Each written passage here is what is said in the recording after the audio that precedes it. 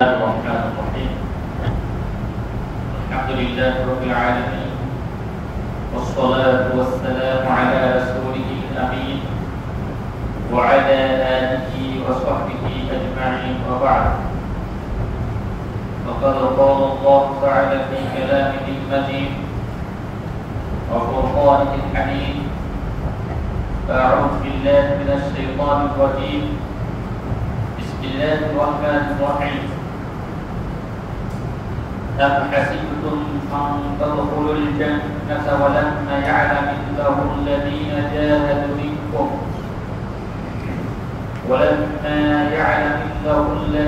جاهدوا منكم ويعلم الصابرين ولقد كنتم تمنون الموت من قبل أن تلقوه فقد رأيتموه وأنتم تنظرون وبعد আল্লাহ তাআলার দরবারে শুকর আদায় করি যে মহান আল্লাহ তাআলা আমাদেরকে মেহেরবানি করে অনুগ্রহ করে সালাতুল জামা আদায় করার জন্য মসজিদে সমবেত হওয়ার তৌফিক দান করেছেন আলহামদুলিল্লাহ। রাসূলুল্লাহ সাল্লাল্লাহু আলাইহি ওয়াসাল্লাম সম্পদ দরুদ এবং সালাত প্রেরণ করি যার উপর আল্লাহ সুবহানাহু ওয়া তাআলা মহাগ্রন্থ আল কোরআনুল কারীম নাযিল করেছেন। যে গ্রন্থে মুমিন জীবনে প্রতিটি বিষয়ে নির্দেশনা দেওয়া হয়েছে, দুনিয়ার শান্তি পরকালীন মুক্তি নির্দেশনা দেওয়া হয়েছে সাল্লাল্লাহু আলাইহি ওয়াসাল্লাম। সম্মানিত হাজিরিন, আমি আপনাদের সামনে পবিত্র কোরআনুল কারীমের সূরা আল ইমরান এর 142 এবং 143 নম্বর আয়াত তেলাওয়াত করেছি। আল্লাহ তাআলা তৌফিক দান করে এই আয়াতটি আলোচনা কিছু কথা উপস্থাপন করার জন্য ইচ্ছা পোষণ করি ও তৌফিক দান করেন। সূরা আল ইমরান পবিত্র কোরআনুল কারীমের প্রসিদ্ধ একটি সূরা, 3 নম্বর সূরা। এটি একটি মাদানী সূরা এবং এর 200টি আয়াত রয়েছে, 40টির উপর রয়েছে।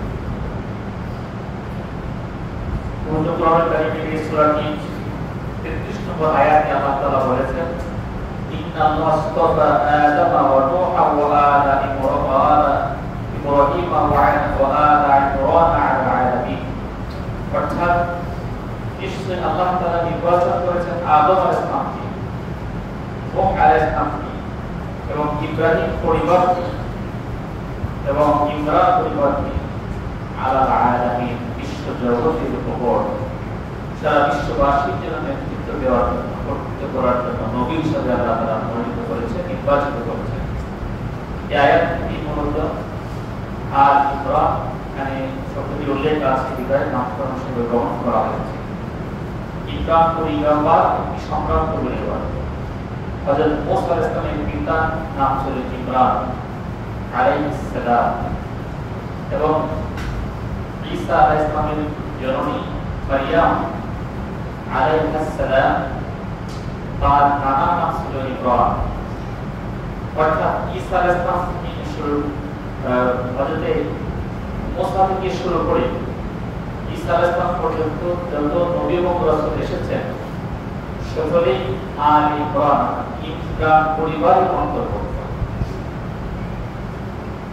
আমি যে সূরাটি তেলাওয়াত করেছি, এই সূরা আল ইমরান দুটি আয়াত তেলাওয়াত করেছি, তার ব্যাখ্যা দেওয়ার আগে আমি এই সূরাটা কখন নাযিল হয়েছিল সেই বিষয়ে একটু দৃষ্টি আকর্ষণ করতে চাই। সাধারণত রাসূল সাল্লাল্লাহু আলাইহি ওয়াসাল্লাম মক্কা থেকে মদিনা হিজরত করার পরে হিজরতের 3য় এবং 4র্থ বর্ষে মূলত এই সূরাটি নাযিল হয়েছে। 3টি ভাষণ রয়েছে। প্রথম ভাষণ হচ্ছে 1 থেকে 32 নম্বর আয়াত ও 64 থেকে 120 আয়াত পর্যন্ত। এটা বদর যুদ্ধের পর নাযিল করা হয়েছে। দ্বিতীয় যে ভাষণটি রয়েছে 33 নম্বর আয়াত থেকে 64 নম্বর আয়াত পর্যন্ত। নবম হিজরতে নাযিল হয়েছে। নাজরানের কিছু খ্রিস্টান প্রতিনিধি দল রাসূলের কাছে এসেছিলেন, সেই বিষয়ে এখানে নির্দেশনা দেওয়া হয়েছে। তৃতীয় যে ভাষণটি 121 নম্বর থেকে 200 নম্বর আয়াত পর্যন্ত এটা উহুদ যুদ্ধকে কেন্দ্র করে নাযিল করা হয়েছে, যেখানে উহুদ যুদ্ধের বিশদ পর্যালোচনা এখানে করা হয়েছে। উহুদ যুদ্ধের কঠিন যে পরিস্থিতি মুসলমানদের নেমে এসেছিল সেই বিষয়ে এখানে বলা হয়েছে, এবং রাসূলুল্লাহ সাল্লাল্লাহু আলাইহি ওয়াসাল্লামের নির্দেশকে অমান্য করে, সেখানে আলোকিতকে অমান্য করে যারা তাদের দুনিয়ার স্বার্থে যারা লিপ্ত হয়েছিল, বিশেষ করে রাসূল 50 জনের যে একটা বাহিনী তীরন্দাজ বাহিনী নিযুক্ত করেছিলেন পিছন দিক থেকে, তাদের মধ্যে 40 জনের নির্দেশ অমান্য করেছিল, তার গণিমতের মান সংগ্রহ করার জন্য দিয়েছিল।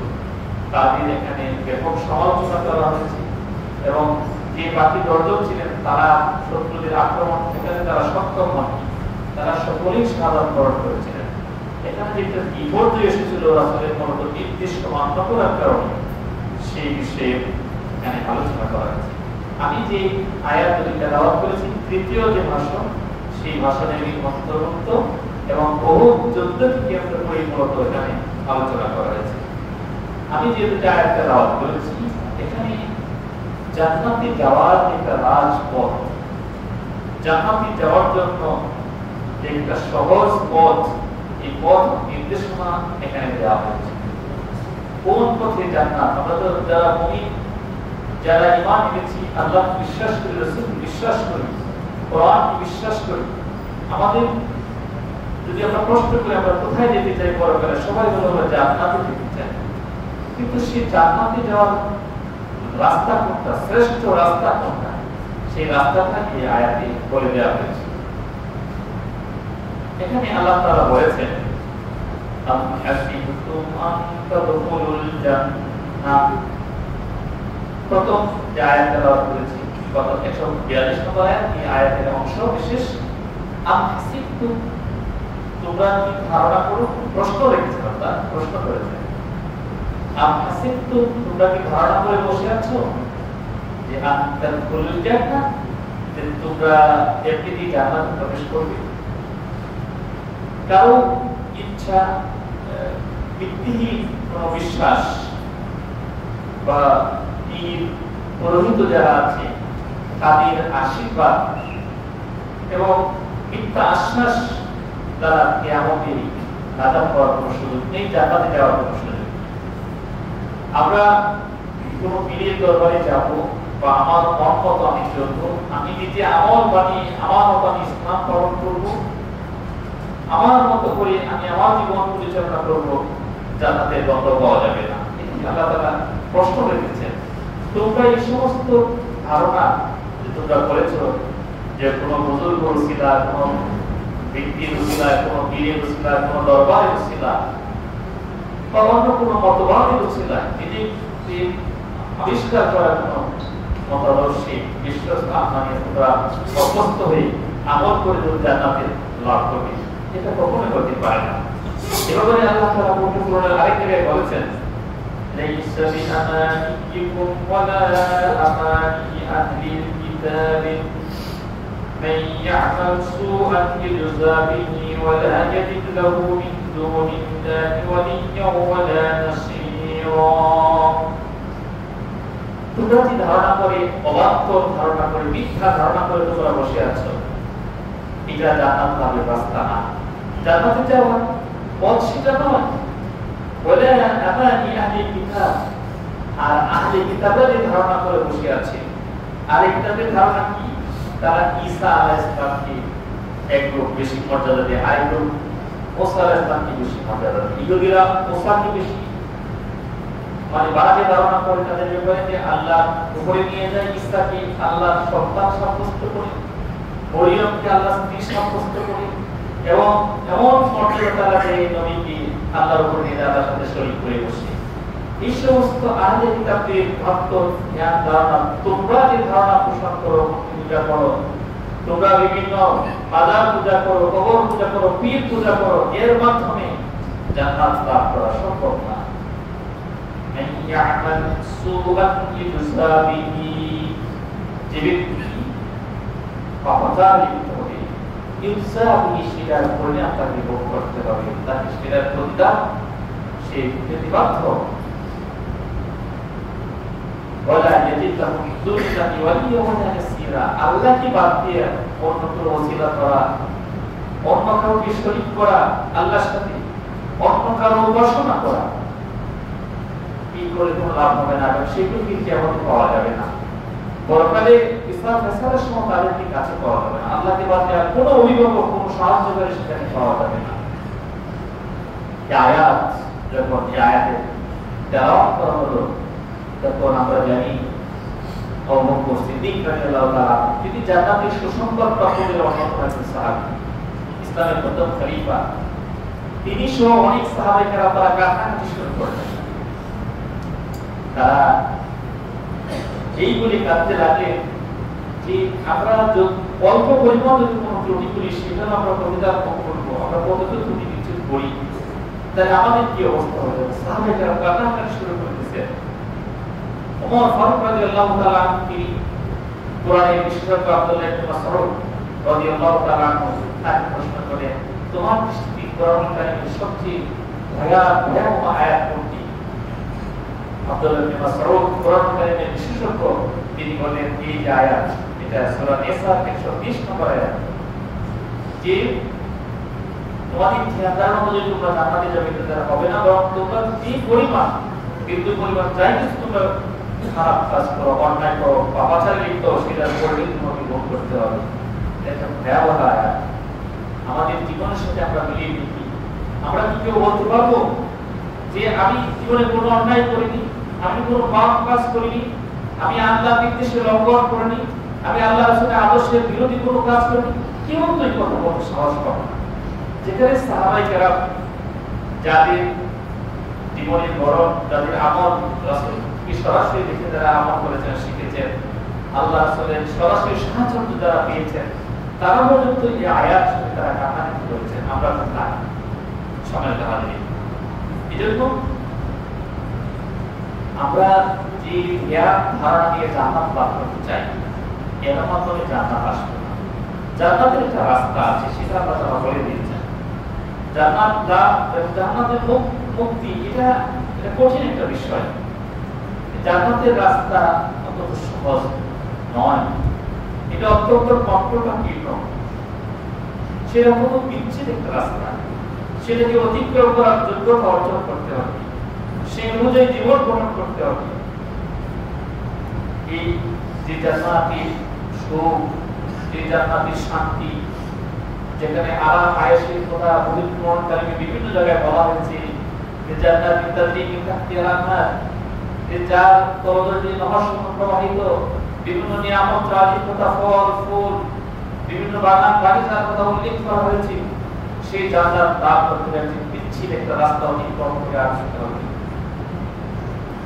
হাদিসে কুদসিতে এসেছে, অর্থাৎ যে হাদিস রাসূল আল্লাহর ভাষায় বলে উল্লেখ করেছেন, আল্লাহ রাসূল বলেছেন, আল্লাহ তাআলা বলেছেন, রাসূল বর্ণনা করেছেন, আ'আদাতু লি'ইবাদিস সালিহিন মা লা আইনুন রাআত, আমি আমার নেক বান্দাদের জন্য এমন এক জান্নাত আমি নির্ধারণ করে নির্মাণ করে রেখেছি, প্রস্তুত করে রেখেছি, তার সৌন্দর্য, তার দৃশ্য, মনোরম দৃশ্য এমন হবে, মা লা আইনুন রাআত, দুনিয়ার এমন কোন চোখ নাই যে সেই চোখ দেখেছে সেই জান্নাতের দৃশ্য, ওয়ালা উযুনুন সামিআত, এমন কোন বর্ণনায় শ্রবণ শক্তি নাই দুনিয়াতে যে জান্নাতের সেই সুন্দর বর্ণনা প্রকাশ করতে পেরেছে, ওয়ালা খাতারা আলা কালবি বাসারি, ওয়ালা খাতারা আলা কালবি বাসারি,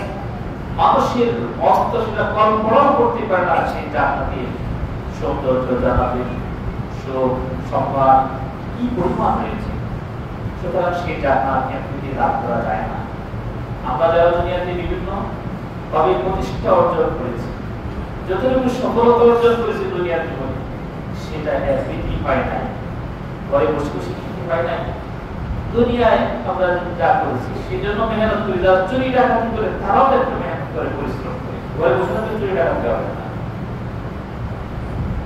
ইন্টার জগৎ হতে মেহনত ঠিকই আছে, কিভাবে চুরি করে, কিভাবে শীত জানে, কিভাবে কার পকেটটা মাইক করে, কত পরিকল্পনা করে এটা করে কিছু লাভ করে।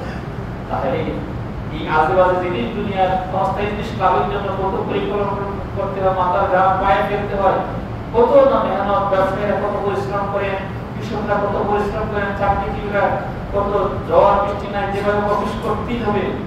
এই যে দুনিয়া লাভের জন্য মেহনত করে তাহলে সেই জান্নাত লাভের জন্য আমাদের মেহনত করা দরকার আছে। তার সেই জান্নাতের রাস্তাটাও আমাদের জানা দরকার। এখানেই বলা হয়েছে, আল্লাহ বলেন জান্নাতের ব্যাপারে বাইনামা তুওয়াফুনা উজুরাকুম ইয়াওমাল কিয়ামাতি, আর তোমাদের প্রতিদানসমূহ কিয়ামতের দিন যথাযথভাবে দেওয়া হবে।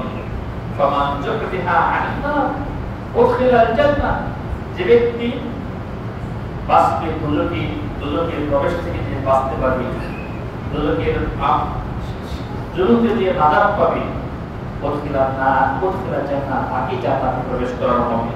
আর এই জান্নাতে প্রবেশ করাটা হচ্ছে বড় সফলতা, ফাকাদ ফাযা, সে বড় সফলতা সে অর্জন করবে যারা জান্নাতে প্রবেশ করবে। এই জান্নাত লাভের জন্য অনেক মূল্য দিতে হয়, এমনি হয় না। আল্লাহ তাআলা সূরা তাওবাতে পরিষ্কার করে বলেছেন, ইন্নাল্লাহা আশতারা মিনাল মুমিনিনা আনফুসাহুম ওয়া আমওয়ালাহুম বিআন্না লাহুমুল জান্নাহ, নিশ্চয়ই আল্লাহ তাআলা মুমিনদের কাছ থেকে ক্রয় করে নিয়েছেন দুইটা জিনিস, তাদের জীবন এবং সম্পদ। এই দুইটা জিনিস আল্লাহ তাআলা ক্রয় করে নিয়েছেন মুমিনদের কাছ থেকে। কিসের বিনিময়ে? বিআন্না লাহুমুল জান্নাহ, জান্নাতের বিনিময়ে।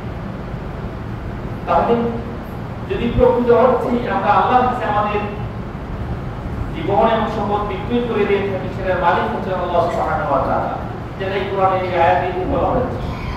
তাহলে আমার জীবন এবং সম্পদের মালিক যদি আল্লাহ তাআলা হন, তাহলে আমার জীবন এবং সম্পদ আল্লাহর নির্দেশের পথের বাইরে যদি আমরা ব্যয় করি, আমার সম্পদ আমি যেভাবে ইচ্ছা সেভাবে ব্যয় করি, সেভাবে ইচ্ছা সেভাবে উপার্জন করি, আমার যে সময় দিয়েছেন আল্লাহ তাআলা, সে সময় আমি আল্লাহর নির্দেশের বাইরে আমি ব্যয় করি, খরচ করি, সময় ব্যবহার করি, তাহলে আল্লাহর খুশি লাভ করা আরো সম্ভব না। আল্লাহর খুশি রাজি খুশি যে আমরা অর্জন করতে না পারি, তাহলে কখনো জান্নাতের কল্পনা করা যায় না। সুতরাং আমার জীবন আমার সম্পদ আমি ব্যয় করবো আল্লাহর নির্দেশ মতো, এইটাই হচ্ছে জান্নাত লাভের উপায়। সেটা আল্লাহ পরে বলছেন কি করতে হবে। তাহলে আল্লাহর জান্নাত লাভ করার জন্য আল্লাহ তাআলা বলেছেন, ওয়ালা ইয়া'লামিল্লাহু আল্লাযীনা জাহাদু ফীকুম, তোমরা একদিন জান্নাত লাভ করবে, আস্তে আস্তে জান্নাতে চলে যাবে, সেটা কখনো হয় না। সেটাকে অনেক মূল্য দিতে হবে, অনেক পরিশ্রম মেহনত করে সেই রাস্তা অতিক্রম করে আসতে হবে। আর সেই রাস্তাটা হচ্ছে আল্লাহ বলেন, ওয়ালাম্মা ইয়া'লামিল্লাহু আল্লাযীনা জাহাদু ফীকুম, তোমাদের মাঝে কারা জিহাদ করেছে, চেষ্টা সাধনা করেছে আল্লাহর রাস্তায়, এইটা আল্লাহ পরীক্ষা করে দেখবেন না অত্যন্ত জান্নাতে যাবে, এটা কোন হতে পারে। অর্থাৎ তোমাদের জান্নাতে যেতে হলে আল্লাহর রাস্তায় তোমাকে জিহাদ করতে হবে, আল্লাহর দ্বীন প্রতিষ্ঠার জন্য তোমাকে পরিশ্রম করতে হবে, মেহনত করতে হবে, শ্রম দিতে হবে, জীবন দিতে হবে, সম্পদ দিতে হবে, তাহলেই তোমরা জান্নাত লাভ করতে পারবে। আর তোমরা যে জিহাদ না করে বসে আছো, এমনি শুধু পীর সাহেব বুজুর্গি করবো, কোন মানে তরিকায় চলবো, আমি জান্নাতে চলে যাবো, শুধু মসজিদে বসে দিন নামাজ পড়বো, জিকির করে জান্নাতে চলে যাবো না। আপনার আশেপাশে সামাজিক কিছু অনৈতিক অনেক যেগুলি শরীয়ত বিরোধী কাজ সংঘটিত হচ্ছে, আপনি সেগুলি হাসতে হাসতে দেখবেন। রাসূল সাল্লাল্লাহু আলাইহি ওয়াসাল্লাম কাবা করে ইলাদের সারাদিন কান্নাকাটি করতেন, শ্রদ্ধা করতেন, রুকু করতেন, নামাজ পড়তেন, কোরআন তেলাওয়াত করতেন। তাকে এত বিরুদ্ধার সম্মুখীন হতে হতো না, তাকে দেশ ত্যাগ করতে হতো না, তাকে এতগুলি যুদ্ধে অংশগ্রহণ করতে হতো না, তাকে যুদ্ধের ময়দানে রক্ত শরীরে প্রবাহিত করতে হতো না, তায়েফের যে রক্তদান ছড়াতে লাগতো না, ওদের ময়দানে প্রার্থনা মুবারকতাকে শহীদ করতে হতো না। শুধু আমাদের বিভিন্ন শ্রেণী আছে, লা ইলাহা ইল্লাল্লাহ জিকির করতে শুধু জান্নাতে চলে যাবে, জিকির করা নিষেধ না, জিকির করতে হবে, আল্লাহ স্মরণ করতে হবে, সে বলতে শুধু এইগুলি করবেন আর আল্লাহর দ্বীন প্রতিষ্ঠার জন্য কোনো মেহনত করবেন না, পরিশ্রম করবেন না, শ্রম দিবেন না, সাধনা করবেন না, চিন্তা করবেন না, জান্নাত লাভ করা যাবে না। কোরআনে এই আয়াত বলছে, এটা এমন কথা নয়।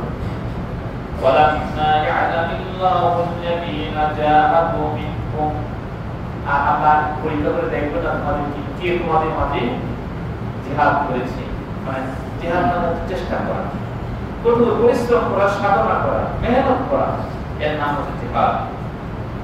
এখানে জিহাদ কি জান্নাতবাদী শর্ত হিসেবে আল্লাহ তাআলা উল্লেখ করেছেন। এই হচ্ছে জান্নাতে যাওয়ার একটা রাস্তা, এইটা জান্নাতে যাওয়ার একটা সহজ পথ।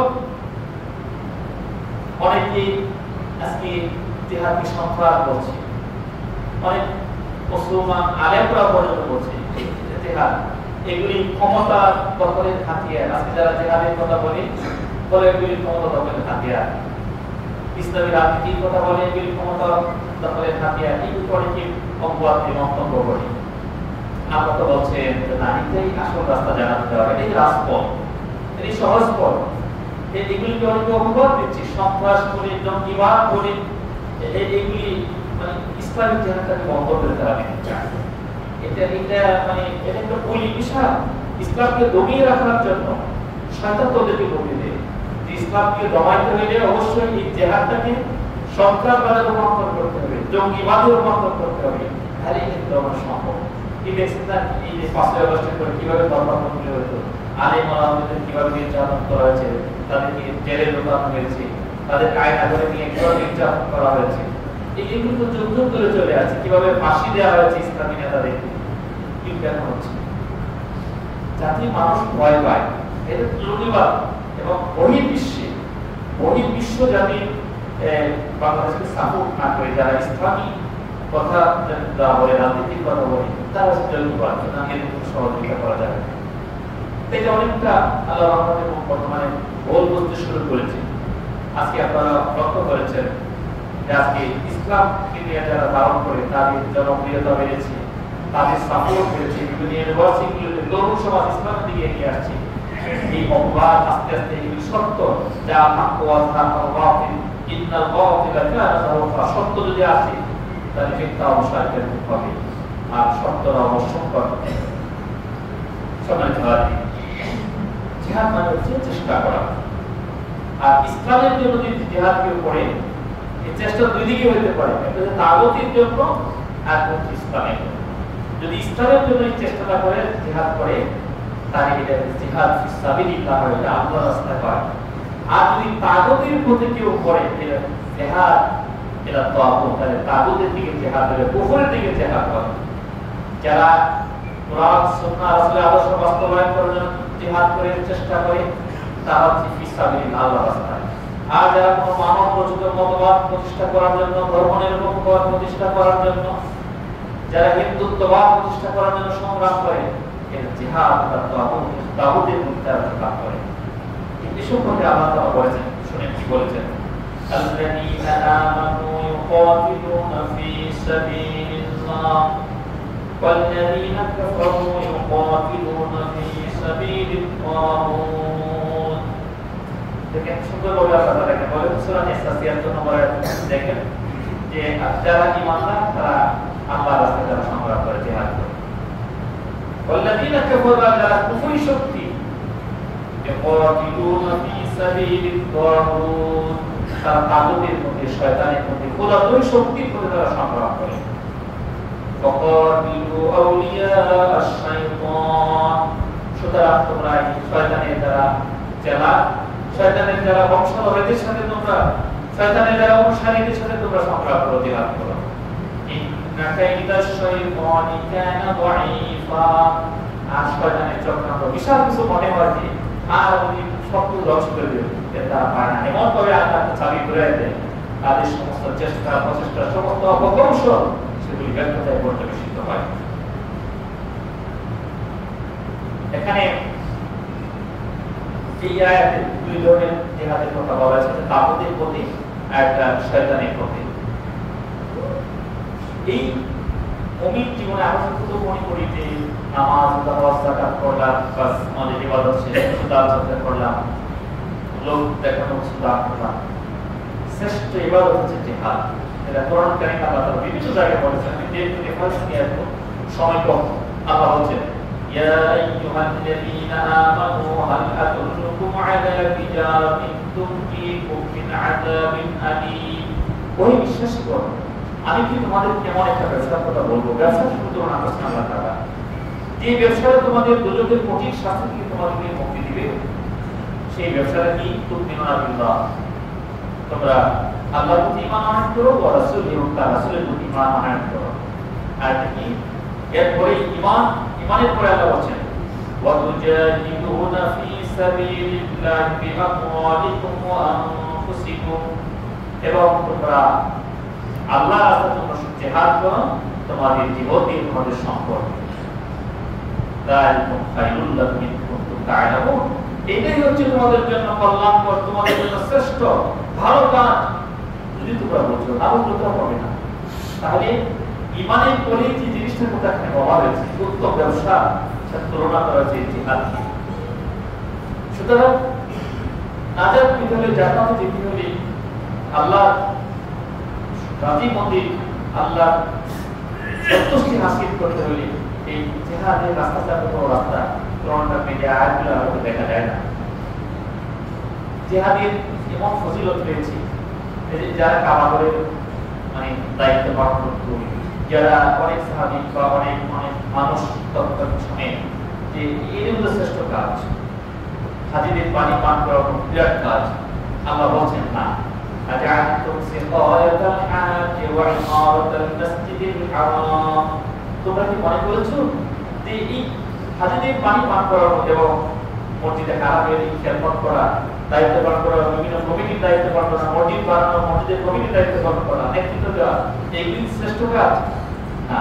আল্লাহ বলছেন কেমন আমানা বিল্লাহি ওয়াল ইয়াউমিল আখির, যে আল্লাহর প্রতি ঈমান করবে, পরকালের প্রতি ঈমান আনবে, ওয়া জাহাদা ফি সাবিলিল্লাহ, এবং আল্লাহর রাস্তায় সংগ্রাম করবে, তারা এবং তারা কখনো সমান হতে পারে না। যারা মসজিদের পানি পান করায় হাজির, মসজিদের খেদমত করে, আর যারা ঈমান আনে এবং জিহাদ করে, তারা কখনো সমান না। আল্লাহ বলছেন লা ইস্তাউনা ইনদাল্লাহ, আল্লাহর কাছে এটা কখনো সমান হতে পারে না।